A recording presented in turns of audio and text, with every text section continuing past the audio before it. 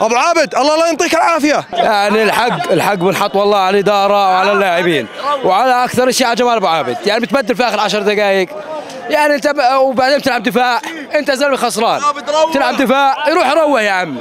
اول شيء يعطيك العافيه.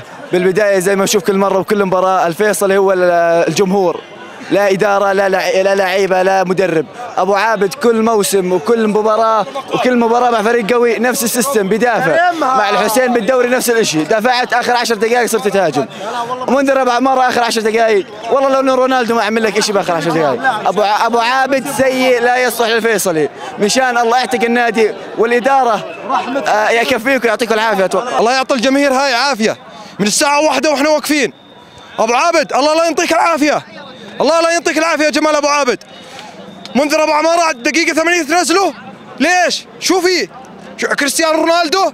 ما في حرقة على اللعيبة، ما عندهم لعيبة. خلي عندك حرقة، ابن النادي انت يا زلمة محترف. امادو والاجانب المحترف اجانب والله عندهم حرقة اكثر من ابناء النادي. ما عندك حرقة، ليش؟ اطلع يا زلمة، اطلع اذا ما بدك تلعب لي اطلع. ميت بالملعب ليش؟ جمال ابو عابد لا تصلح لإدارة نادي الفيصلي، روح.